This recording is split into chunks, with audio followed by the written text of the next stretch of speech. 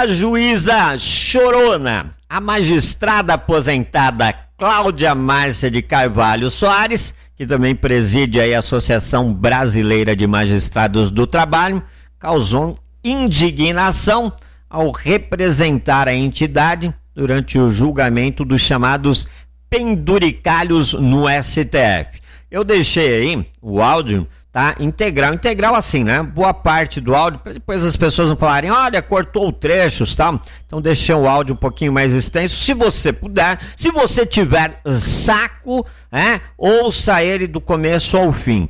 E aí depois eu venho com a minha análise e comentário, ok?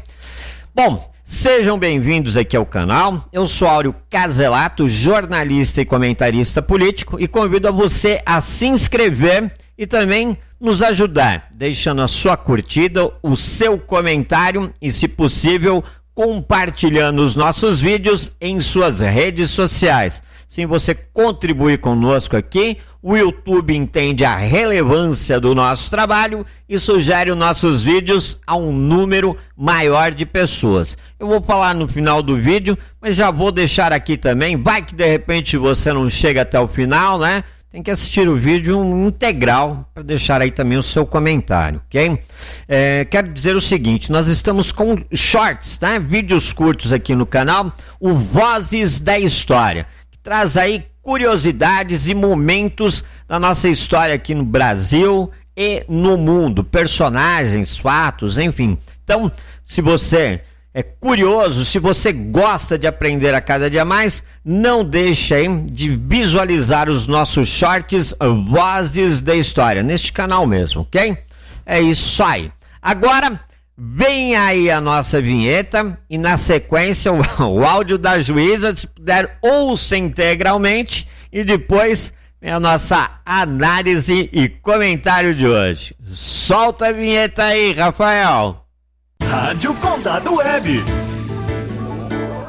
Sua rádio.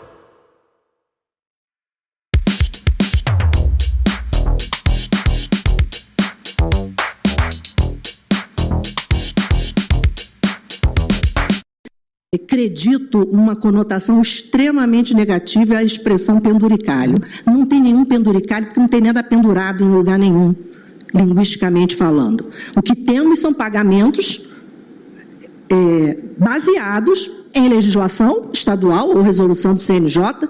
Então, se o STF, ou junto com o Congresso Nacional, entender que aquela fonte formal de direito não é legítima, ou ela tem que ser suprimida, que diga que é ilegítima no julgamento do processo. Mas não chamar de penduricalho, porque nós já somos totalmente ultrajados ultimamente, ministro Fachin, o senhor sabe, sou presidente dessa corte, né, por um grupo que aterroriza e que quer trazer instabilidade para o Poder Judiciário. Então, a magistratura brasileira não recebe penduricalho, que fique registrado. Ela recebe verbas que são calcadas num fato gerador. Identifiquem agora os senhores, a partir desse processo, se esses fatos geradores são efetivamente possíveis, lícitos, constitucionais, acima de tudo. E padronizem isso para toda a magistratura, é um requerimento que nós, juízes do trabalho, fazemos. Segunda questão que eu gostaria de pontuar. Nós chegamos nessa, e vou falar rápido porque o doutor Pavia já tratou desse assunto, nós estamos há 20 anos com a fixação do subsídio, tivemos nesse período 6 reajustes, apenas, reajustes só de recomposição inflacionária. Um desses reajustes dividiu em 3, então somando foram 9. Então nós temos 11 anos de defasagem, 11 anos, isso não é possível. Isso está na Constituição, artigo 37, inciso 10, tem que ter o salário mínimo tem recomposição anual, por que o subsídio da magistratura não pode ter? Não é possível, chegamos nesse estado de coisas. Existe uma diferença entre pagamento direto, né, remuneração direta e remuneração indireta. A remuneração direta é o subsídio, aquilo que nós estamos discutindo aqui, e se passa ou não pode ultrapassar o teto.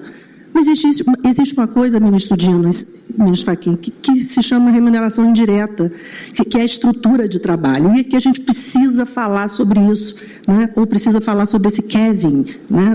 Aqui na Suprema Corte, que é o quê? As condições remuneratórias indiretas da magistratura são diferentes entre si. Que pagamentos são esses?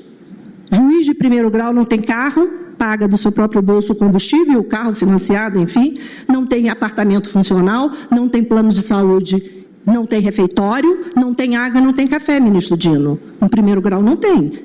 Nós pagamos. Eu, pelo menos, quando estava na ativa, pagava o meu junto com a minha equipe, né? Isso fala assim, o que tem isso, Cláudio? Tem sim, porque isso é indireto. O subsídio que é 46, que cai para uns 24 líquido, né, porque a imprensa só coloca o bruto, não coloca ali o que fica para a Previdência Social e para o imposto de renda. Não coloca exatamente que, para o juiz de primeiro grau, esse valor nominal é completamente diferente para um ministro ou para um desembargador. O desembargador também não tem quase nada, a não ser um carro. Não tem mais nada também. Mal tem um lanche, pelo menos no Rio de Janeiro, eu não estou sabendo mais dos lanches. Então, não tem nada. Então, quando se equaliza e quando se quer moralizar e quando se fala de ética, tem tudo da obra. E não apenas o valor de um subsídio. Já que o senhor foi tão corajoso, e foi mesmo, eu elogio o senhor por isso, de ter trazido esse tema à baila, né? Que a sua coragem continue para verificar a fixação do valor nominal do subsídio e verificar, inclusive, a questão da remuneração indireta de toda a magistratura. As condições têm que ser efetivamente a mesma para todos, não tem ninguém diferente. Temos uma hierarquia funcional, mas não somos diferentes, os juízes não são diferentes uns dos outros. Isso sem falar nos aposentados, nos magistrados aposentados. Não é possível, ministro Fachin, um juiz aposentado, depois de 30, 40 anos de carreira, receber metade do que ganha um juiz substituto, por conta desse complexo remuneratório. Não é possível. Isso é triste. Nós que estamos no chão da fábrica, que ouvimos o colega, que sabemos dos seus problemas, e dirigente associativo tem muito isso, a gente não tem mais o que falar, ministro. Não tem uma explicação que a gente pode dar para o colega aposentado, que está lá na Constituição que ele tem paridade, e a paridade foi corrompida.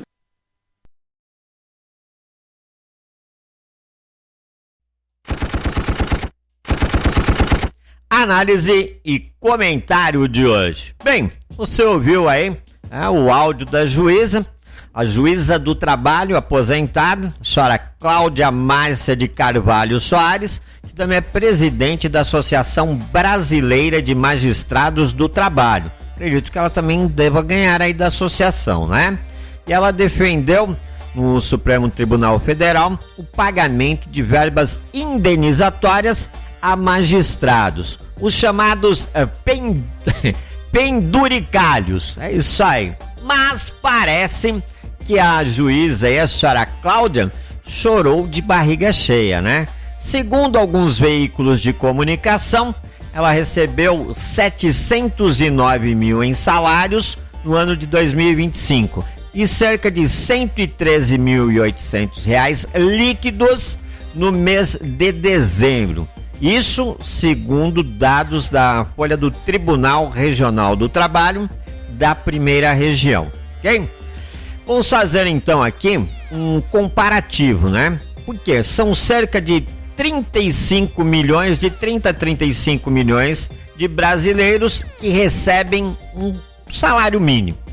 E o salário mínimo no Brasil em 2026 é de R$ 1.621 e que após o desconto obrigatório de 7,5% de INSS, que é de 121 desconto, tá? 121,57 centavos, o valor líquido estimado aí deste salário mínimo que o trabalhador recebe é de R$ 1.499,43 centavos. E esse valor aí pode chegar até ser menor, caso haja descontos adicionais, como do Vale Transporte, que a juíza aí reclamou, né? Que ela tem que pagar o carro dela, o combustível, né?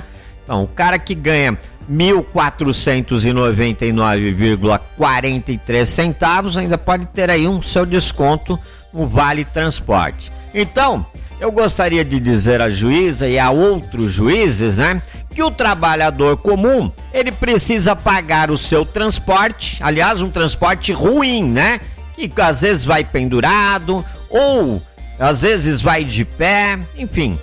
O café também, né, o café o trabalhador precisa pagar, a sua alimentação. Se ele quiser ter um carro, ele também precisa pagar, paga pelo combustível também e não recebe gratificações por atender pessoas como esta juíza, né? Lá no mercado, fazer o pacote dela, às vezes por ser um porteiro de um prédio ou até por varrer a rua. Essas pessoas não recebem esse tipo de gratificações, tá?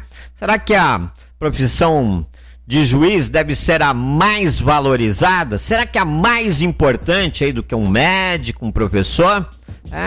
E nós precisamos observar um outro detalhe muito sério, que mesmo com os altos salários, com os penduricários, com viagens, lagostas e até vinhos premiados, ainda tem juízes vagabundos e canalhas que se envolvem em corrupção, que vendem sentenças, que são sócios em negócios ilegais ou com contravenção, né? Tem também aqueles com enriquecimento suspeito e tem até uns que têm parentes que têm escritórios de advocacia exercendo aí influências nas decisões das cortes, não é isso? É isso aí, né? Bem, o nosso vídeo de hoje está chegando à reta final. De novo, Rafael. Só antes aqui de agradecê-los, eu quero dizer que essa juíza ela deveria ter procurado outra profissão, né? Quem sabe ser gari, sei lá, alguma profissão que lhe desse mais vantagens, né? Só faltou tocar aqui a música do Chaves enquanto ela fazia o seu pronunciamento. É isso aí. Bom, eu agradeço sua companhia neste dia de hoje e espero você em nossa próxima conversa. E também vou dizer para vocês, hein? Antes de encerrarmos aqui, tem uns shorts aí que estamos fazendo aqui no canal.